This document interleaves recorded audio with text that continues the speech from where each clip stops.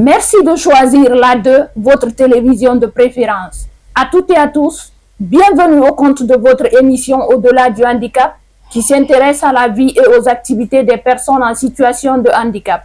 Pour ce nouveau numéro, nous recevons pour vous M. Diané Ousmane, directeur d'entreprise et militant pour les droits des personnes vivant avec handicap, résident au quartier Ratoma.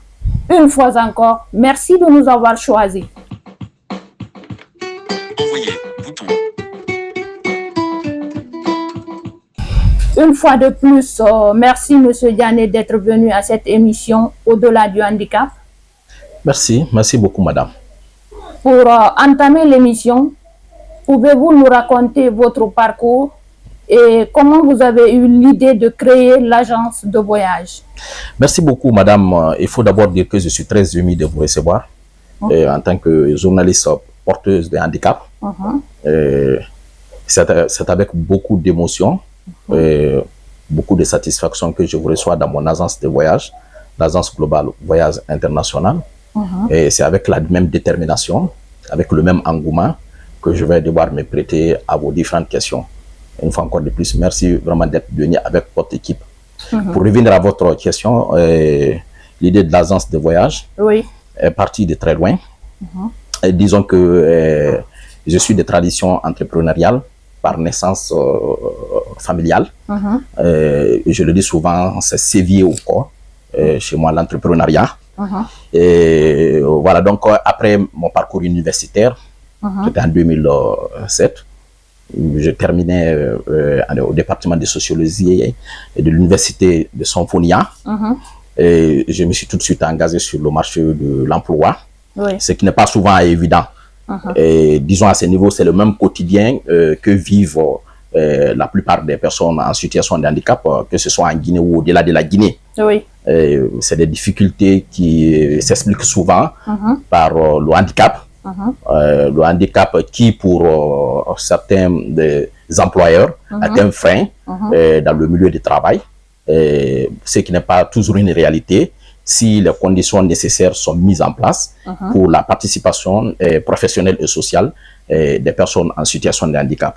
Donc, j'avais commencé déjà à défier ces réalités du terrain qui s'imposaient à moi.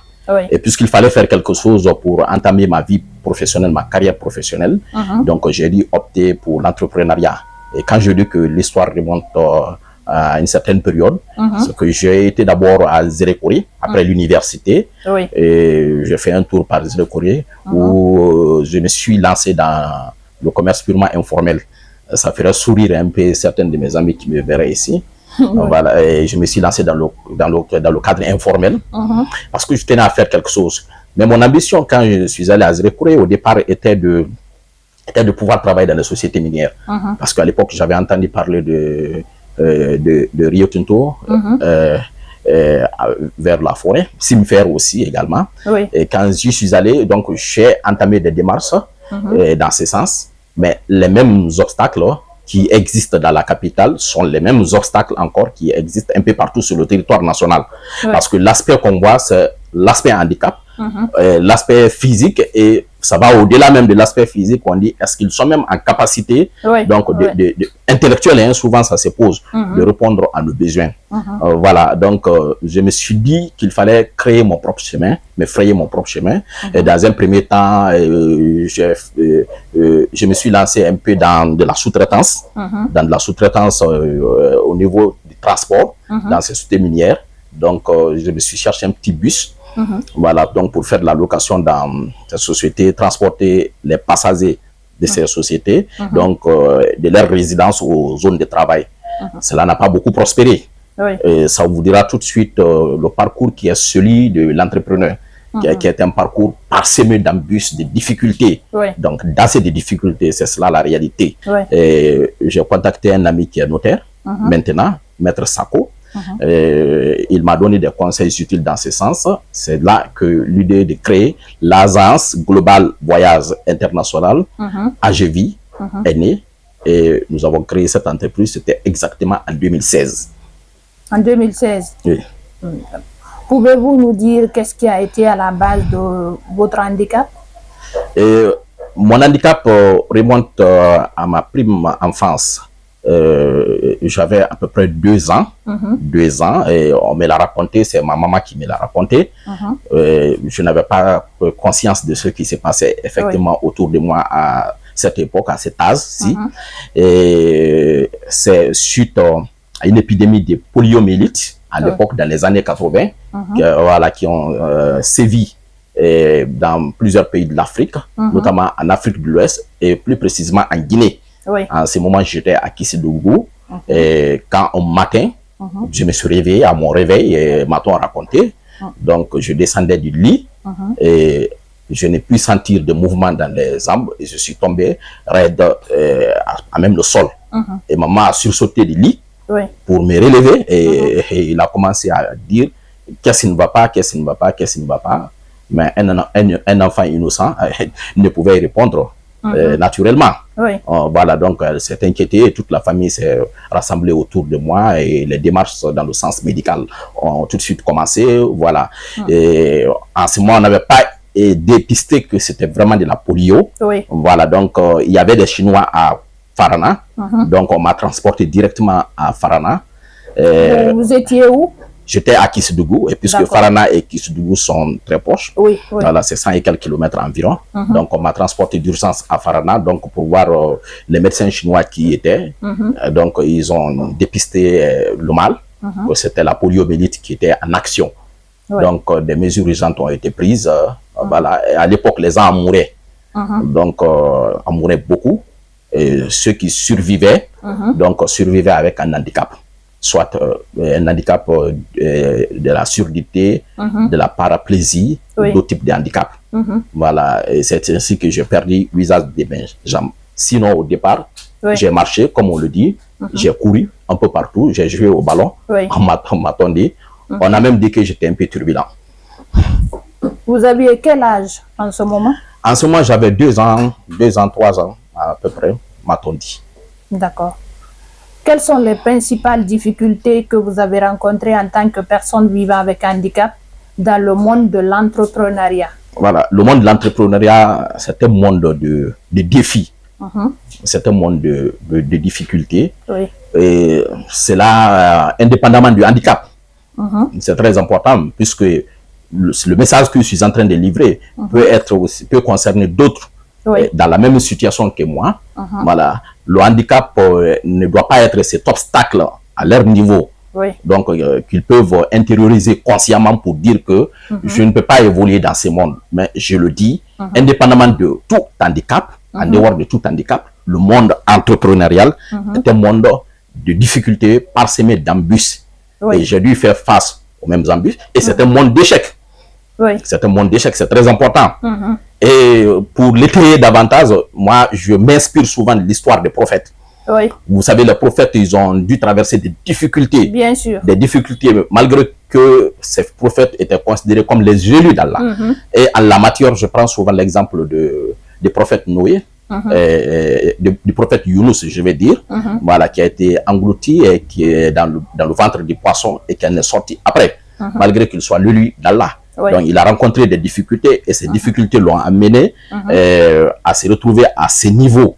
Donc, dans les profondeurs marines, dans le ventre d'un poisson, voilà, qu'il a rejeté après par la grâce d'Allah.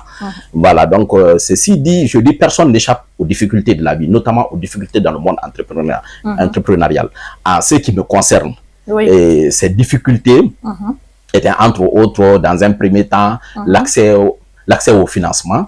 L'accès au financement est une difficulté qui se pose tout à l'heure quand un jeune a envie de s'engager dans l'entrepreneuriat, même s'il a l'idée. Mais je me dis que l'idée est le plus important. L'idée est le plus important. Quand l'idée est là, et il y a souvent des accompagnements inattendus. Ça peut être des accompagnements venant de la famille, des accompagnements venant de l'entourage, ou des accompagnements venant du tiers ou du monde formel, c'est-à-dire les institutions bancaires. Mais avant tout accompagnement, il faut d'abord que l'idée soit là. Donc, je dû faire face d'abord. Parce que l'idée était là, mais il fallait vendre cette idée. Il fallait vendre cette idée naturellement.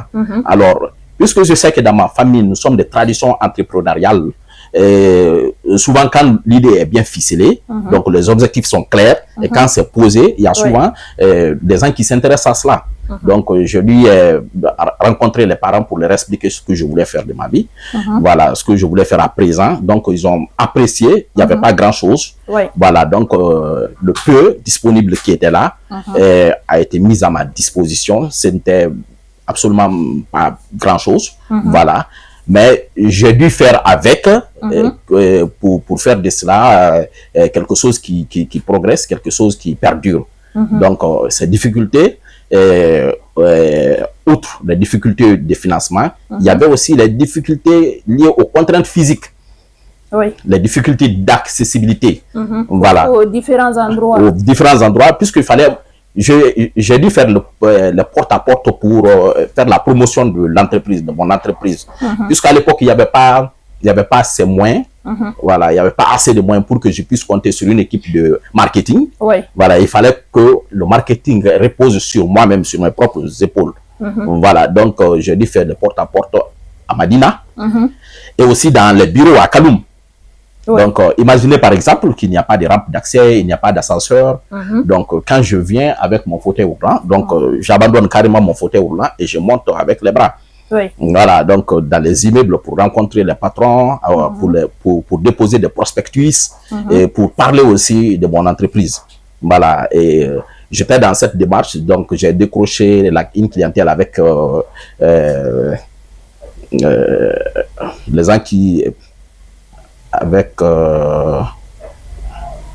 les coursiers? Non, pas les coursiers, mais j'ai décroché un premier marché avec sécurité, une agence de sécurité. C'était une agence de sécurité que j'ai oublié le nom momentanément. Voilà, donc qui m'ont donné beaucoup de contrats à l'époque. Donc, l'émission de l'air bien passée par moi. Voilà, donc je me suis dit qu'il fallait aussi... ouvrir davantage l'éventail de mes activités dans le cadre de l'agence de voyage. Pas que seulement la billetterie, mais il fallait aussi faire des hajj. Et élargir le secteur. Le secteur, donc, puisque le hajj relève aussi, bien entendu, le domaine des agences de voyage, alors j'ai dû d'abord faire l'apprentissage auprès de l'agence Elaz Cabinet Djani. Puisque du point de vue famille, il y a une proximité. Alors, je suis allé me confier au directeur général de l'agence Cabinet Djani qui porte le même nom que moi. Voilà, donc il m'a accueilli à bras ouverts. Et j'ai dû faire 3-4 ans de stage auprès de lui. Alors, pour être aujourd'hui accrédité en matière de Hajj. Donc, aujourd'hui, j'ai mon accréditation donc, en matière de Hajj. Et je travaille régulièrement avec Guinée Voyage. Comment gérez-vous le double rôle de directeur d'entreprise et de militant pour la défense des droits des personnes vivant avec handicap? Ce n'est pas très évident, mais puisque la défense pour les droits des personnes handicapées est une vocation, c'est une vocation pour moi bien avant l'entrepreneuriat. Et depuis que j'étais sur les bancs, donc quand j'avais déjà 15 ans, j'ai intégré le monde de la défense des droits des personnes handicapées.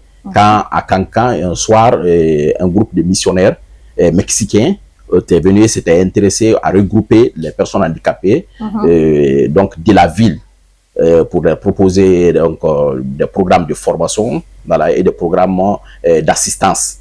Donc j'étais coopté à cet effet. Voilà, j'étais très jeune à l'époque, mais très assidu, très régulier à ces programmes parce que je m'étais beaucoup intéressé puisqu'il s'agissait de nous. Et c'est là que j'ai appris les premières notions. Les premières notions sur le handicap, sur les droits, sur la défense, sur la protection de nos droits. C'est là que j'ai appris les premières notions. Et j'ai évolué sous leur protection avec une formation qui était à la clé et dans divers domaines. Pour la première fois, donc j'ai eu ma première formation en informatique. C'était déjà dans les années 1997. Voilà, où les logiciels n'avaient même pas évolué, où on était avec les MS-DOS. Voilà, et donc ceux qui m'écoutent maintenant comprennent qu'il s'agit des méthodes qui n'existent plus à peu près aujourd'hui, des logiciels qui n'existent pas. Et j'ai commencé avec ces logiciels-là, avec des secrétariats de base, en dactylographie. Voilà, donc j'ai eu beaucoup de formations à la clé. Voilà, et mon appartenance à ce groupe-là m'a permis aussi, a permis d'ouvrir mes yeux sur le reste du monde. Quand en 1999, ils ont organisé un test pour sélectionner, un candidat qui pouvait représenter la Guinée à une conférence internationale, donc à un congrès international en Allemagne. Donc, j'ai été choisi donc à la suite d'un test pour participer à ce congrès. C'était à Wiesbaden, en Allemagne, en 2000. En 2000. Et après, en 2004, j'étais à Kinshasa, donc dans le cadre de l'Assemblée africaine de ce mouvement. Ce mouvement s'appelait la Fraternité intercontinentale des personnes malades et handicapées. Donc, en 2004, c'était à Kinshasa. Et l'année qui a suivi, après, en 2005, j'étais encore choisi à partir de Kinshasa pour représenter mon pays en Espagne, à Madrid. Voilà, ainsi de suite, ainsi de suite. Donc, je continue à militer. J'étais déjà à Conakry. Voilà, et quand en 2010 encore, j'ai participé au nom de ce mouvement à Brazzaville pour une autre assemblée. Donc, en 2014, j'étais déjà à Zélékoré. Donc, de mon retour de Zélékoré, je participais encore à Kigali. Donc, à une autre rencontre, à une autre assemblée à Kigali. En 2018, à une autre assemblée. Mais de passage, en 2015 précisément, j'ai fait mon entrée dans le comité paralympique national de Guinée. À l'époque, c'était la Fédération guinéenne handisport. Voilà, où j'ai été sélectionné et choisi comme secrétaire général donc, de cette entité, donc aux côtés de M. Seydou Doumbouya, avec lequel j'ai fait le chemin et d'autres amis, donc pour faire de cette entité, cette fédération, le comité national paralympique, donc d'aujourd'hui. Donc en 2016 avec M. Seydou Doumbouya, donc j'ai participé aux Jeux paralympiques de Rio de Janeiro. Donc en 2017, nous avons participé à une formation à Cotonou.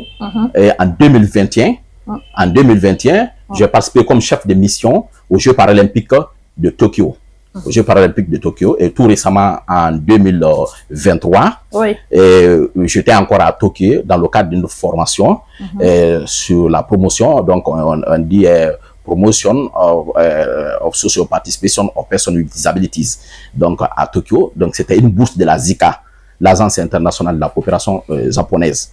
Donc, j'y étais parti dans ce cadre précisément en 2023. Donc, voici résumé le parcours au niveau national et international. Voilà, mais ce qui est beaucoup plus intéressant, c'est le parcours au niveau national. Ce que nous faisons déjà avec les associations des personnes en situation de handicap. Et je rappelle que je suis personne ressource auprès de la FEGIPA. La FEGIPA, c'est la Fédération guinéenne pour la promotion des associations des personnes handicapées. Je suis secrétaire général de ACFRIS. ACFRIS, c'est l'association guinéenne pour la formation et la réinsertion professionnelle des personnes handicapées. Donc, nous sommes constamment sur le terrain dans les activités en faveur des personnes en situation de handicap, ce qui ne s'arrête jamais. Donc, des ateliers, des colloques, des conférences, des projets. Donc, nous sommes constamment interpellés. Donc, vous comprenez alors l'éventail des tâches et des activités. Donc, par rapport à ce que je suis en train de mener déjà comme entrepreneur et par rapport aussi à l'ambition d'agrandir cette activité parce qu'elle ne s'arrête pas à ce que je suis en train de faire. Donc, j'ai beaucoup d'autres projets. Aujourd'hui, un des projets phares qui viennent de se réaliser, au niveau de cette entreprise, c'est la création d'une autre entreprise, Azevi Technologie Service Technologie, Azevi Service Technologie. Donc, vous pouvez constater, aujourd'hui, nous sommes dans le numérique maintenant, dans la technologie. On essaie de partir déjà avec un premier essai en vente des matériels informatiques et des matériels bureautiques. Donc, puisque à cet effet, nous avons un magasin de stock. Voilà, donc nous exposons ici les échantillons. Donc, vous pouvez voir, nous avons des ordinateurs ici, des imprimantes, donc, et les accessoires informatiques. Donc, voici un autre détachement donc, de l'idée que je me suis faite de l'entrepreneuriat. Donc, celle d'évoluer, celle de créer des sous-branches, voilà, celle d'élargir le panel des activités. Et ce que je suis en train de faire. Donc, il va sans dire que je ne le fais pas tout seul. Bien sûr. Voilà, puisque je suis occupé à faire beaucoup de choses. Donc, je compte souvent sur l'aide de mon directeur des opérations, Oui. Qui est mon jeune frère direct et que vous avez trouvé au bureau ici, s'appelle Bakary Diané. Oui. Donc, il est le chef d'agence. Il est là souvent. Voilà, quand il s'agit de rencontrer les partenaires, donc je rencontre les partenaires et lui, il reste ici. Ça me permet donc d'étendre l'entreprise, non seulement les activités de l'entreprise sur le terrain, mais ça me permet aussi de découvrir les autres activités donc d'ordre social et humanitaire que je suis en train de mener. Voici comment je fonctionne en quelque sorte. Vous êtes sur votre télévision de référence, la RTG2, dans votre émission Au-delà du handicap, et nous sommes avec M. Diané Ousmane, directeur d'entreprise et militant pour la défense des droits des personnes vivant avec handicap. Pouvez-vous nous parler de l'agence de voyage et quel type de service proposez-vous actuellement? Merci beaucoup. Actuellement, les services concrets que nous proposons, il y a la vente des billets d'avion, ça s'appelle la vente de billets en ligne, la vente des billets physiques. Les gens passent ici, donc nous faisons les réservations d'hôtels, nous faisons les billets, nous faisons aussi dans le pèlerinage à la Mecque. Donc bientôt, nous sommes en campagne actuellement donc pour recruter et les gens ont commencé déjà à s'inscrire au niveau de l'agence Global Voyage International. Donc quand nos clients viennent, nous les recevons ici, ils font un versement donc à notre compte à la FBN Bac. Donc ils font un versement là-bas et nous leur délivrons un reçu.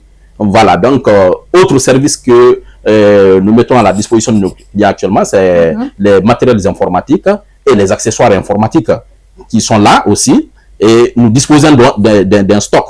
Nous demandons que les contrats de l'État, les marchés de l'État dans ce sens aussi nous soient ouverts. En retour, l'État doit nous encourager. D'autant que nous payons aussi nos taxes et nos impôts. C'est-à-dire que nous n'avons pas utilisé le handicap, même si quelque part, nous savons que quand la loi est prise en compte, la loi elle est appliquée, donc il y a des mesures d'exonération qui peuvent être accordées aux entrepreneurs en situation de handicap. Je ne dis pas de les exempter carrément de l'impôt, mais on peut les exonérer par endroit ou pour quelque temps, donc pour qu'ils s'installent. Mais aujourd'hui, nous participons au développement de la Guinée à notre façon et par ricochet, nous créons aussi de l'emploi parce que nous avons des agences sur le terrain, beaucoup d'agences sur le terrain. Les agences de voyage aujourd'hui, ça c'est la nouvelle stratégie, compte sur les agences sur le terrain, les agents commerciaux sur le terrain, donc pour pouvoir fonctionner. Voici un certain nombre de services que nous offrons aujourd'hui à nos clients. Quels sont selon vous les principaux obstacles auxquels font face les personnes vivant avec handicap dans le milieu des affaires ou dans la société en général? Bon, dans la société en général, les personnes handicapées font face à plusieurs types d'obstacles. Les obstacles liés à l'accessibilité, c'est l'un des principaux obstacles. La Guinée s'est construite sans nous, sans les personnes handicapées. Je vous donne un exemple très simple, terre à terre. Des immeubles sortent de la terre à Conakry actuellement. Mais c'est des immeubles construits par le contribuable guinéen, mais qui ne tiennent pas compte de la mise en place d'une simple rampe d'accès. Une simple rampe d'accès. C'est-à-dire qu'on fait ces immeubles sans prendre en compte que M. Diané Ousmane, ou Madame vous-même, ou n'importe quelle autre personne en situation de handicap, aura besoin un jour de venir là-bas, donc pour une prestation de service quelconque. Ce n'est pas que l'accessibilité physique, mais c'est l'accessibilité à l'information. Je veux parler des personnes déficientes visuelles, comme dans votre cas par exemple, qui n'ont pas accès aux documents stratégiques de l'État, parce que ces documents ne sont pas traduits en braille. C'est une réalité, il faut le dénoncer. Voilà. Enfin, M. Diané, quel est votre message particulier aux personnes vivant avec handicap qui veulent entreprendre ou qui s'impliquent dans la défense de leurs droits? Mon message, le message que je lance aux personnes vivant avec handicap, pour les inviter à l'entrepreneuriat, est de dire à ces personnes que l'entrepreneuriat est un domaine ouvert, c'est un domaine qui n'est pas spécifique à une catégorie de personnes. Donc, qu'à aucun moment, ils doivent se dire que je suis une personne handicapée, je ne suis pas fait pour ce monde. Non, ce n'est pas une réalité. Ailleurs, d'autres personnes en situation handicapée ont fait leurs preuves. En Guinée, il y en a aussi qui sont en train de faire leurs preuves. Donc, si c'est encouragé comme nous sommes en train de le faire maintenant, donc il y a d'autres personnes aussi, il y a des personnes en situation de handicap en Guinée qui rêvent d'être aujourd'hui des entrepreneurs. Moi, je les encourage à venir dans ce monde. Merci, M. Diané. Merci beaucoup, c'est à moi de vous remercier. Nous sommes à la fin de ce numéro de cette émission Au-delà du handicap et nous avons reçu comme invité M. Diané Ousmane, directeur d'entreprise et militant pour la défense des droits des personnes vivant avec handicap, à qui nous disons merci. Merci beaucoup, madame. Pour votre témoignage inspirant. Merci beaucoup, merci. Merci à l'équipe de production et aux téléspectateurs de la 2. Au revoir. À bientôt. À bientôt.